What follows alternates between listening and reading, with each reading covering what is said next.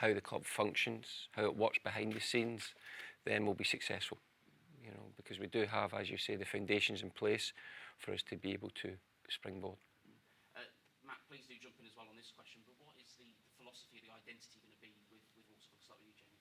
Well, again, I'm a support network for Matt, and just to make it very clear how the recruitment process will work, you know, Matt knows how he's going to play. Matt understands in depth the players that are required for his team to function, and I'll be looking through Matt's eyes when we're providing the options. You know, my role is to make sure they're available and attainable. That's the role with that. How Matt wants to play, Matt dictates, determines that, and I'm the support network behind the scenes for that.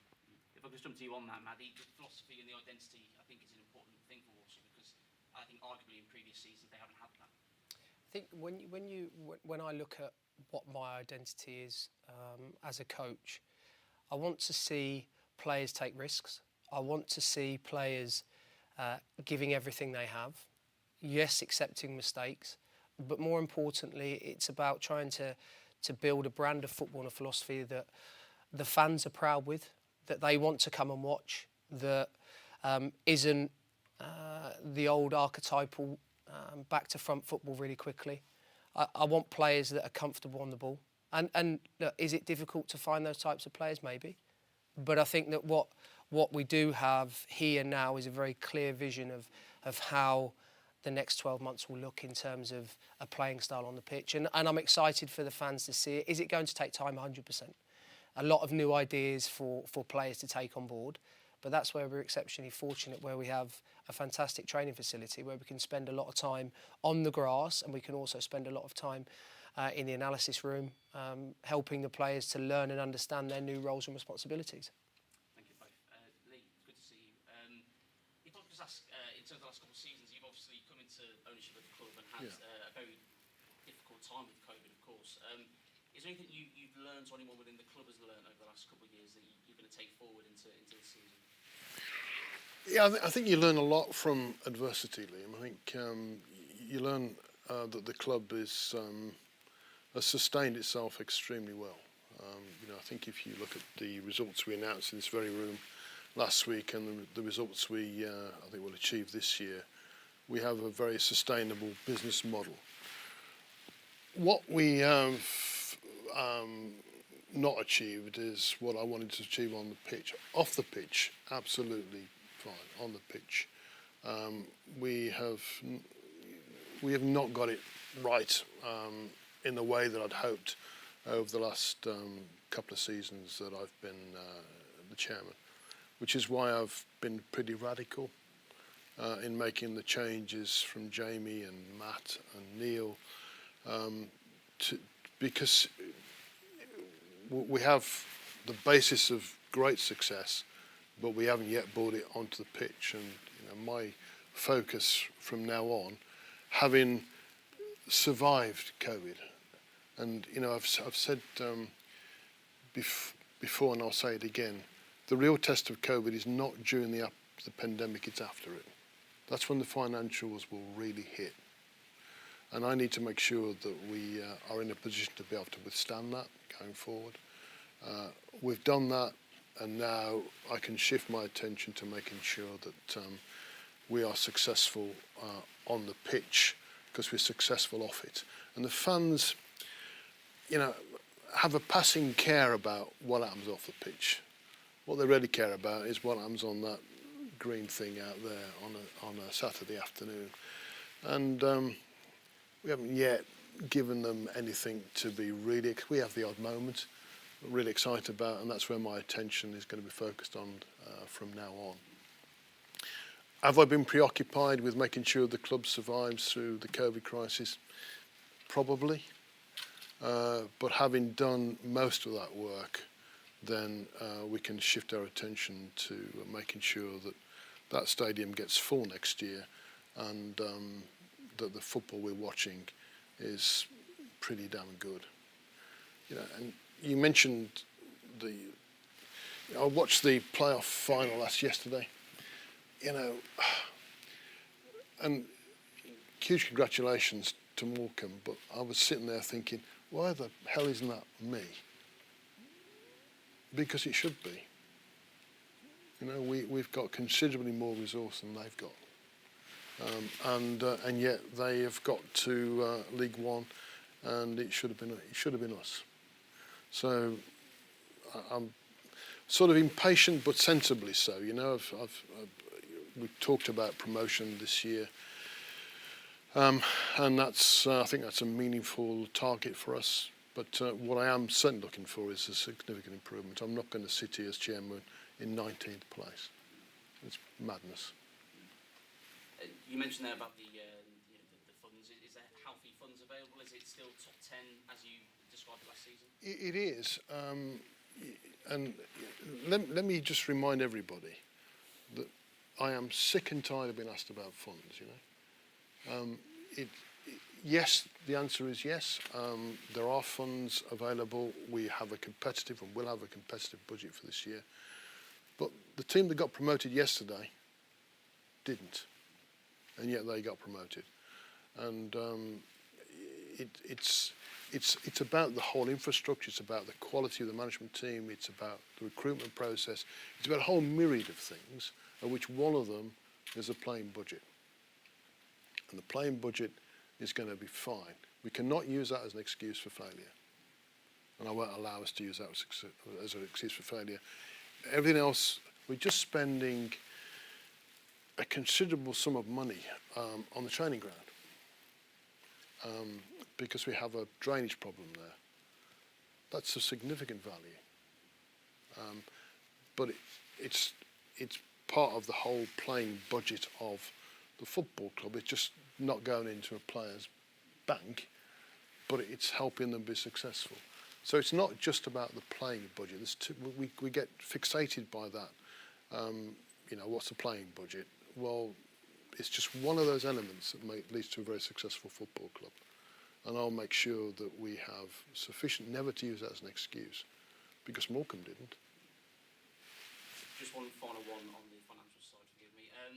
Has the club benefited from Brentford's promotion, Rico Henry, any salon clauses at all? No. It did, yes. I think we have a deal with Brentford, and Brentford being promoted was helpful. It's not transformational, but it's certainly helpful. And but you can't spend cash you haven't got, and the money from Brentford doesn't come for some months yet. So I don't want everyone to get terribly excited about what happened with Brentford. It was extremely helpful.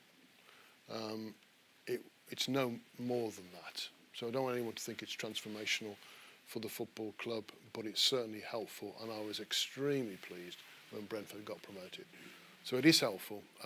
We should be very pleased about it. We don't get anything unless Rico is sold. The chances of him being sold are probably less now than they were if they hadn't got promoted. So, but I'd rather they did get promoted. At least I can, you know, we've got some benefit from that. But I stress, you can't spend it until you've got it, and it doesn't come for a number of months yet. All right. So, but it was. I was pretty pleased on. Was it Saturday they played when they beat whoever it is they beat in the. Who was it? With Swansea, of course. Swansea. I was for one day in my life, I was a Brentford fan, not a Walsall fan and chairman, and so it was good news. It does help me. I mean, I was saying to Matt before we came, it does help with the player budget, but I wouldn't want to blow that. I've said to you that financially, the hit of COVID will be the coming season, not this season. And I need to protect the club from that. At the same time, will that afford me a better budget for Matt as part of that overall ingredient to make a successful team next year? It does, yes. But don't overplay it. That's good to hear. Just one very final one for me, I have wrapped up on. The model you've gone for with the director of football and a young coach, it's a model you've obviously tried with Brian and then have moved on since then. But are you happy with that model, what you're trying to achieve with that? Yes, I think I mentioned in a press something I did last week, individuals achieve nothing. It's a combination of Jamie, Matt, Neil, Matt Sadler's still there, up there, and Miguel. It's that management team that will make us successful going forward. And that chemistry, getting that right, I've struggled a bit for over the last while I've been chairman. And I think probably for the first time I feel absolutely got it right. Time will tell. Football's a risky business, but I feel really comfortable and happy with the progress we've made over the last few weeks. Jamie is utterly relentless. I mean, he's obsessive.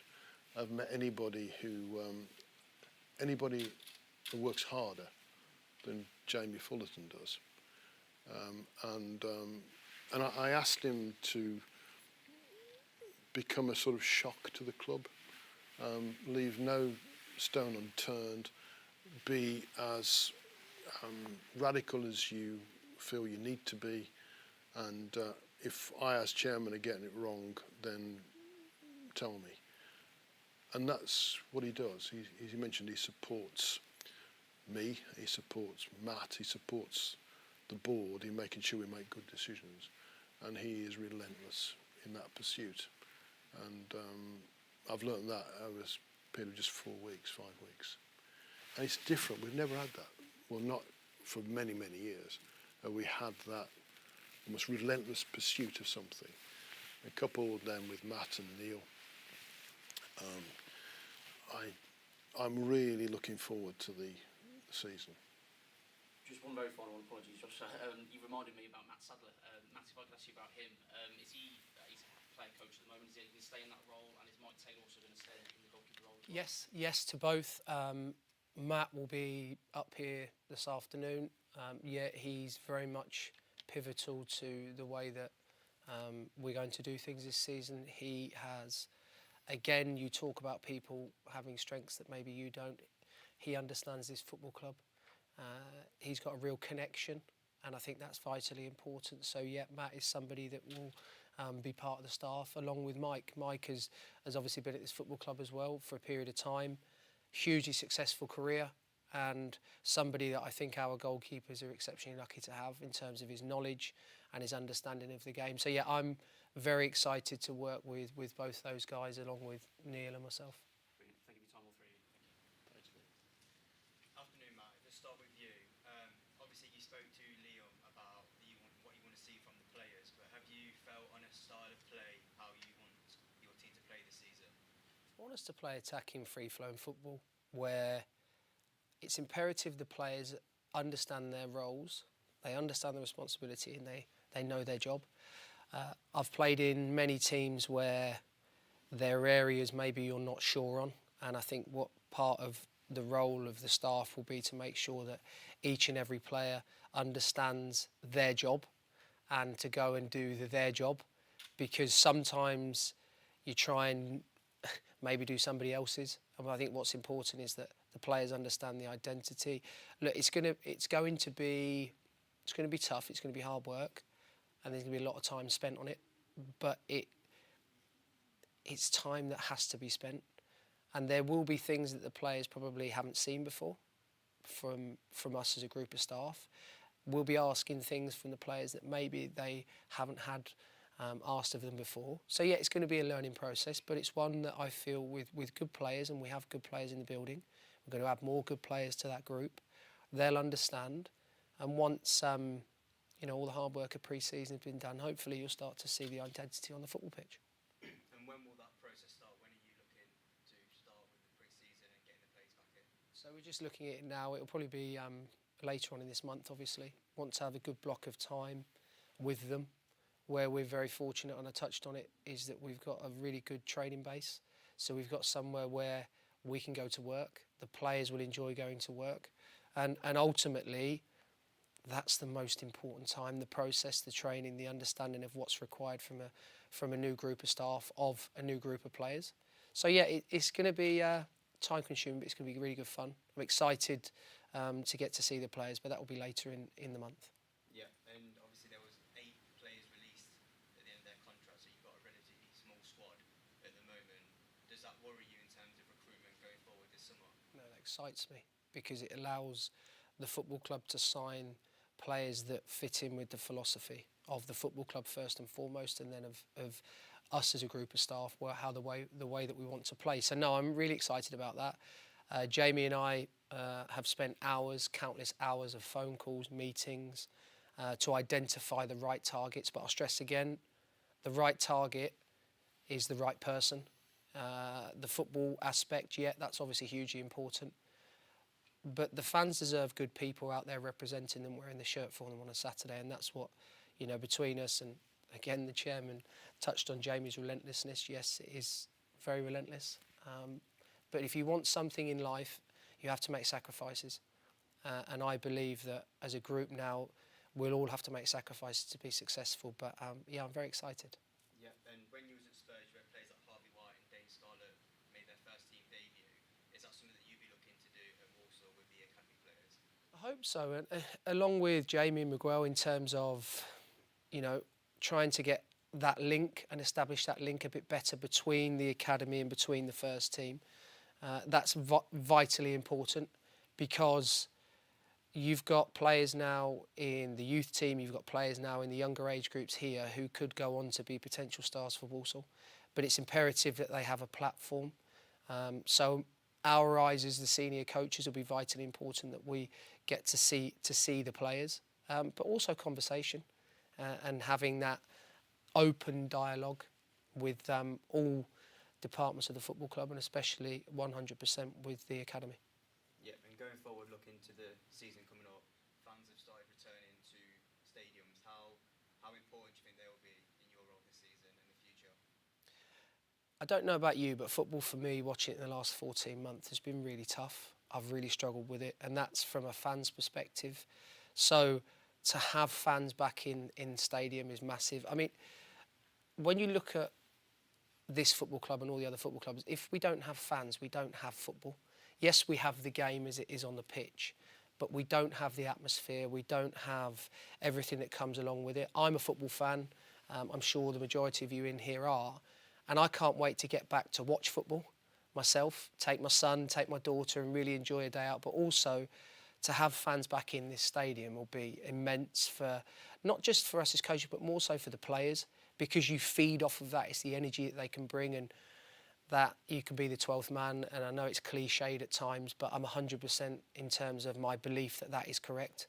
Yes, we want to get the fans back in here, but then our job is to excite the fans, but also to deliver them 3 points on a Saturday, 3 points on a Tuesday, because that's ultimately what they're coming here for.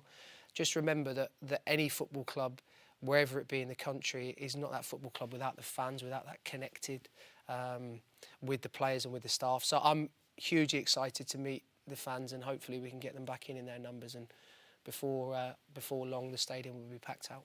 Yeah, and this one goes to you and Lee. Do you think the absence of fans last season could have contributed to the poor season last season?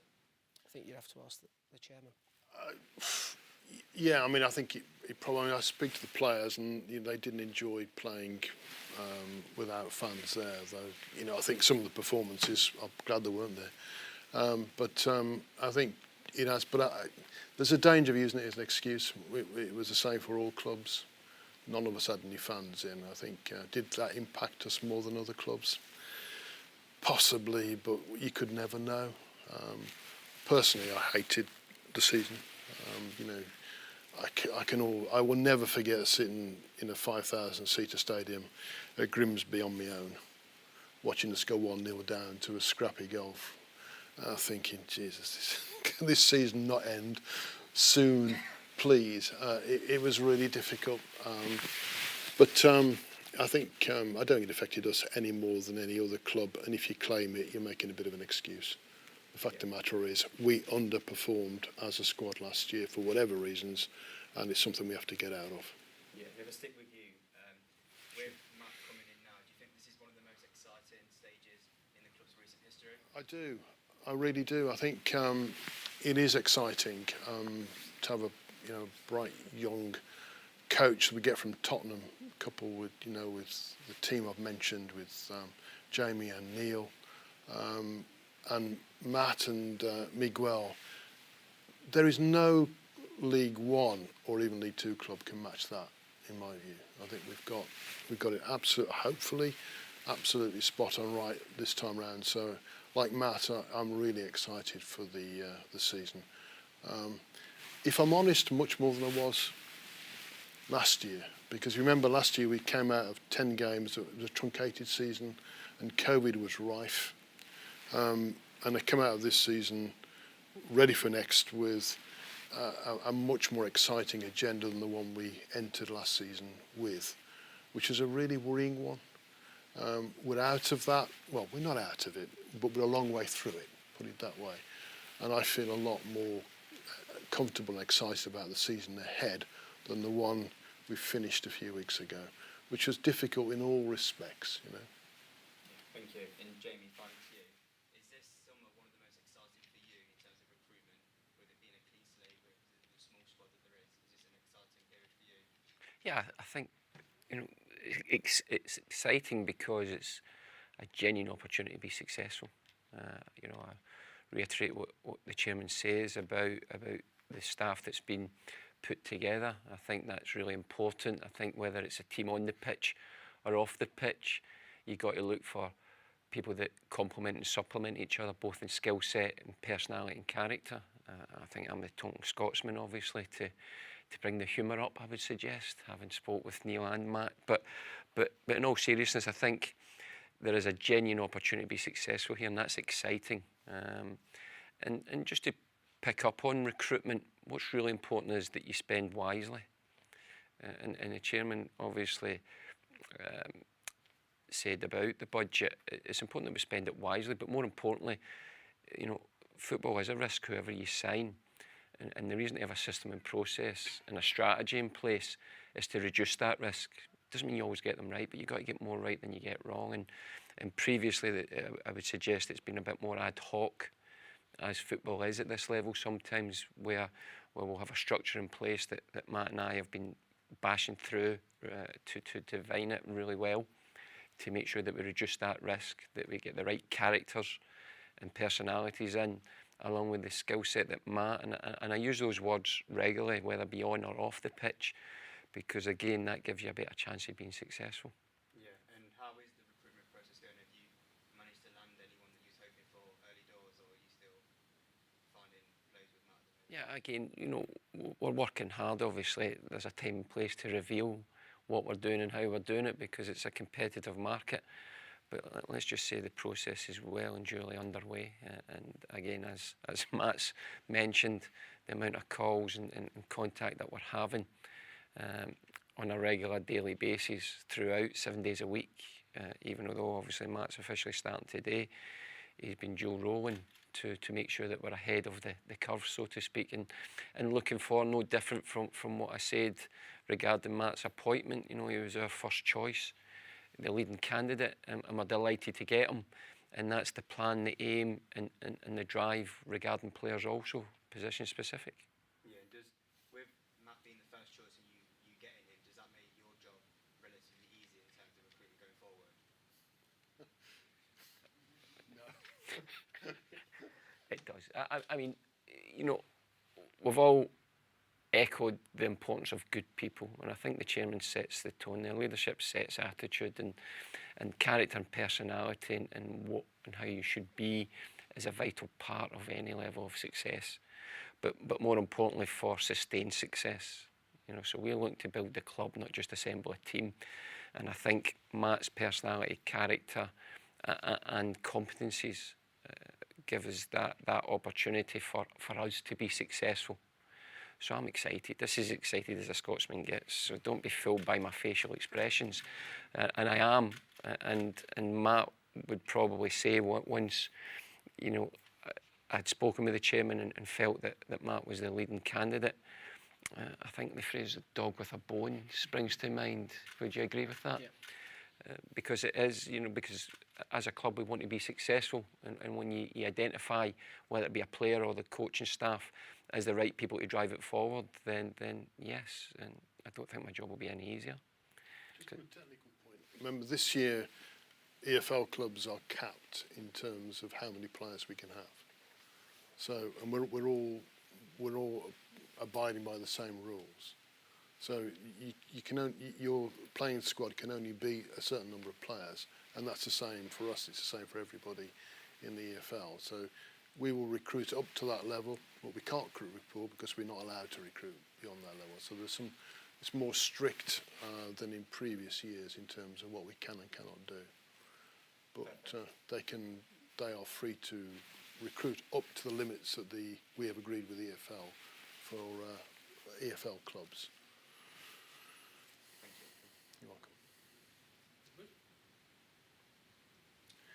Any more? Rob? Done? All right.